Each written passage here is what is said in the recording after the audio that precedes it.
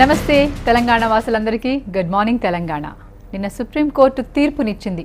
మరి ఆ తీర్పు అందరికీ సమన్యాయం చేసిందా? కొన్ని వర్గాల అసంతృప్తి నెలకొంది. అదే ముఖ్యమైన అంశం ఈరోజు చర్చకి. చర్చ కొనసాగించే ముందు ప్రధాన పత్రికల్లో వచ్చిన ప్రధాన వార్తలపై ఒకసారి దృష్టి పెడదాం. ముందుగా నమస్తే తెలంగాణ తీసుకుంటే స్వేచ్ఛా ప్రతీక గోల్కొండ అన్న బ్యానర్ ఐటమ్ కనిపిస్తోంది. ఇక అన్ని వేడుకలు గోల్కొండ ఖిల్లాలోనే, రిపబ్లిక్ డే సహా జాతీయ పండుగలకు అదే శాశ్వత వేదిక. ఎలాగైతే ఎర్రకోట మీద మనం డే రోజు జాతీయ పతాకాన్ని ఎగరవేస్తామో, అలాగే తెలంగాణ ప్రతీక సంస్కృతికి సంబంధించి ఒక ప్రతీకగా నిలిచిన గోల్కొండని శాశ్వత వేదికగా చేస్తూ ఆదేశాలు ఇచ్చారు సీఎం కేసీఆర్. దానికి సంబంధించిన వార్త. ఇక నెక్స్ట్, కరెంటు కుట్రలు అది అనైతికం, తెలంగాణ రైతులపై చంద్రబాబు కచ్చ. 2 పవర్ ప్రాజెక్టులు ఉత్పత్తి నిలిపేసిన ఆంధ్ర సర్కార్. వీటీపీఎస్లో 500 మెగావాట్లు, ఆర్టీపీపీలో 210 యూనిట్లు. తెలంగాణకు నిలిచిపోయిన 710 మెగావాట్ల విద్యుత్ లేఖ ద్వారా కేంద్రం దృష్టికి తెచ్చిన సీఎం కేసీఆర్ అన్న వార్త మనకు కనిపిస్తోంది. ఇక కరెంటు మీద కూడా కొంచెం అస్పష్టత కాస్త ఇంకా సెట్ కాలేదు ఆ ఇష్యూ. ఇక మరో న్యూస్ మనకు కనిపిస్తోంది. స్థానికతే ప్రామాణికం, మార్గదర్శకాలు మార్చాల్సిందే.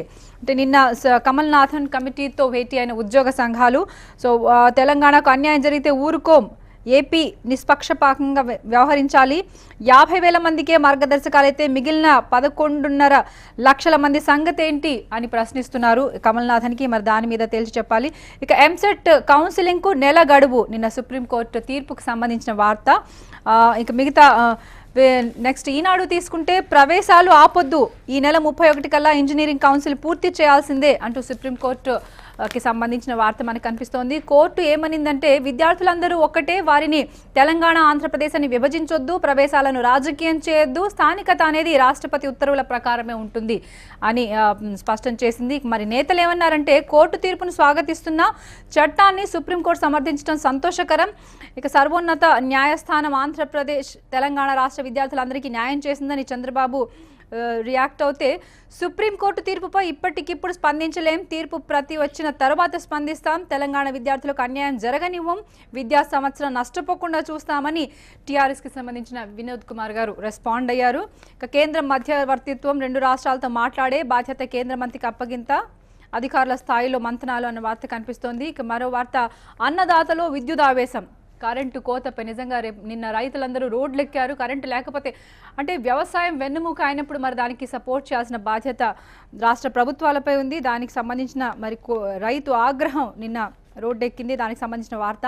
కొలిక్కిరాని వివాదం, పీపీఏలపై తెలంగాణ ఏపీ ఎవరి వాదన వారిదే, సాలిసిటర్ జనరల్ కేంద్ర న్యాయశాఖ అభిప్రాయం కోరతామన్న నీరజా మాథూర్ కమిటీ సమావేశానికి హాజరు కాని కమిటీ చైర్పర్సన్. ఇక మిగతా వివరాలు మనకు లోపల పేజీలో కనిపిస్తున్నాయి. 2 రాష్ట్రాలకు నీళ్లు అన్న వార్త కనిపిస్తోంది. కృష్ణా డెల్టా సాగర్ కాలువకు విడుదల, కేటాయింపుల ఆధారంగానే చెన్నై తాగునీటి అవసరాలకు కూడా కృష్ణా నది యాజమాన్య బోర్డు నిర్ణయం అన్న వార్త మనకు కనిపిస్తోంది. ఇక మరో వార్త, సభాపర్వం సెప్టెంబర్ తొలి వారంలోనే 2 రాష్ట్రాల అసెంబ్లీ సమావేశాలు. ఒక్కసారైతే ఇబ్బంది, అంటే ఇంకా సెటప్ ఇక్కడ పర్మనెంట్ కాలేదు కాబట్టి మరి 2 రాష్ట్రాలు ఒకేసారి సమావేశాలు అయితే అది కొంచెం ఇబ్బందిగానే అనిపిస్తున్నట్టుంది. కేసీఆర్ దృష్టికి తెచ్చిన తెలంగాణ అధికారులు, ఘర్షణ వాతావరణం లేకుండా చూడాలన్న ముఖ్యమంత్రి, బడ్జెట్ సమావేశాల నిర్వహణపై మంత్రులు స్పీకర్తో చర్చ, స్వాతంత్ర వేడుకల స్థలాన్ని గోల్కొండ కోటలో పరిశీలిస్తున్న కేసీఆర్ అన్న ఫోటో కూడా మనకు కనిపిస్తోంది. ఇక గనుల్ని కొల్లగొట్టారు అన్న వార్త కూడా మనకు కనిపిస్తోంది. ఒడిశాలో 60,000 కోట్లు, జార్ఖండ్లో 22,000 కోట్ల తవ్వకాలు, గోవా నుంచి 2,747 కోట్ల అక్రమ ఎగుమతులు, జస్టిస్ షాక్ కమిషన్ వెల్లడి, పార్లమెంట్లో నివేదిక.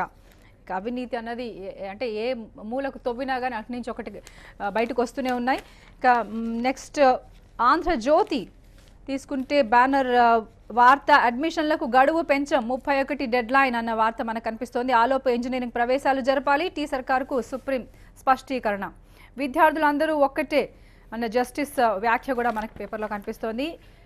మరో ఇంట్రెస్టింగ్ వార్త, నేను భారతీయుడిని ఆ తర్వాతే రాజస్థానీని, అంటే నాట్ బిఫోర్ యూ అన్న, అంటే ఒక senior advocate Harish Salve raise చేసిన పాయింట్ని జస్టిస్ తప్పు పట్టారు. అంటే ముందుగా భారతీయుడిని నేను, తర్వాతే రాజస్థానీని. సో అది కాస్త అంటే దాని మీద పైచేయిగా మనకు కనిపిస్తోంది జస్టిస్ వ్యాఖ్య. నెక్స్ట్, ప్రతిభకు ఇంగ్లీష్తో పని లేదు, ఆ మార్కులను ర్యాంకింగ్తో పరిగణించం, సీశాట్ పై కేంద్రం ప్రకటన, 24నే సివిల్స్ పరీక్ష. వివరాలు లోపల పేజీలో ఉన్నాయి. రక్తమోడిన రైతన్న, కరెంటు అడిగినందుకు లాఠీ చార్జ్, మెదక్ జిల్లాలో దారుణం, పగిలిన తలలు, రక్త గాయాలు, తిరగబడ్డ రైతు బిడ్డ, పోలీసులపై ప్రతి దాడి, సిఐ తరిమివేత. నిన్న జరిగిన ఘర్షణకు సంబంధించిన ఫోటోలు అలాగే వార్త కనిపిస్తోంది. ఇక ఉద్యోగులకు సంబంధించి మరో వార్త, 18F తొలగించాలి లేకుంటే మరో ఉద్యమమే, తెలంగాణ ఉద్యోగ సంఘాల జేఏసీ.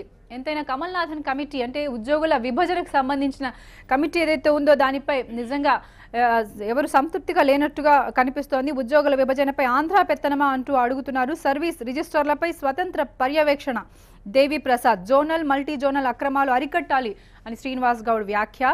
టీ ఉద్యోగులు ఇక్కడే అంటూ విఠల్ వ్యాఖ్య మనకు కనిపిస్తోంది. ఇక మరో వార్త, ఇరు రాష్ట్రాలు పలు వివాదాలు, మీకే ఏకాభిప్రాయం లేదు, మేమేం చేస్తాం, పీపీఏలపై కేంద్ర కమిటీ ప్రకటన.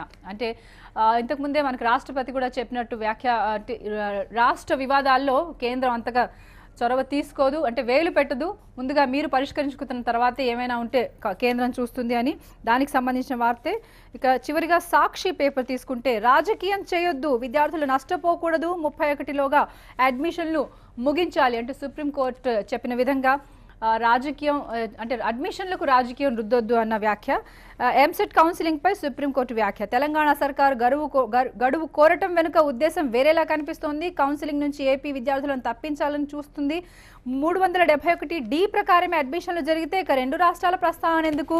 తెలంగాణలో వచ్చి సెటిల్ అయిన వారికి లోకల్ కాదంటే ఎలా? అంటే నిన్న జరిగిన దానికి సంబంధించి అన్ని వ్యాఖ్యలు మనకు కనిపిస్తున్నాయి. ఫీజు ప్రధాన సమస్య, అడ్మిషన్ల వివాదం తొలగిన రియంబర్స్మెంట్ ఎలా? నిన్న సుప్రీంకోర్టు అయితే అడ్మిషన్లు స్టార్ట్ చేయాలని ఒక గడువు పెట్టి తీర్పునిచ్చింది. కానీ ఫీ రియంబర్స్మెంట్ అలాగే అనిశ్చితిలో ఉంది. ఇంగ్లీష్ మార్కులను పరిగణించాం, సివిల్ CSAT 2 పరీక్షా విధానంలో మార్పునకు ప్రభుత్వం ఆమోదం. శాంతించిన అభ్యర్థులు పేపర్ 2ను పూర్తిగా తొలగించాలని డిమాండ్. ఆగస్టు 24నే ప్రిలిమ్స్ యూపీఎస్సీ. 2014లో పరీక్ష రాసిన వారికి 2015లో మళ్ళీ అవకాశం. అది సివిల్స్కి ఇంగ్లీష్ మీడియంకి సంబంధించిన వార్త. రైతన్నలపై లాఠీ, ఆ వార్త కూడా మనకు కనిపిస్తుంది. ఇక చివరిగా, మేమెలాంటి ఆదేశాలు ఇవ్వలేం, విద్యుత్ వివాదంపై చేతులెత్తేసిన కేంద్ర విద్యుత్ ప్రాధికార సంస్థ కమిటీ 14వ తేదీలోగా కేంద్రానికి నివేదికనిస్తామని వెల్లడి. మరోసారి సమావేశం నిర్వహించబోమన్న కమిటీ. కేంద్రం చేతుల్లోకి వెళ్లిన విద్యుత్ వివాదం. ఇక సెప్టెంబర్ తొలి వారంలో అసెంబ్లీ, రాష్ట్ర ప్రభుత్వం సూత్రప్రాయ నిర్ణయం, స్పీకర్, మండలి చైర్మన్ తదితరులతో కేసీఆర్ భేటీ. ఇవి ముఖ్యంగా మనకి ప్రధాన వార్తాపత్రికల్లో కనిపిస్తున్న వార్తలు. ఇక వీటిపై చర్చ కొనసాగించే ముందు వచ్చిన బ్రేక్ తీసుకుందాం. చూస్తూనే ఉండండి TV1.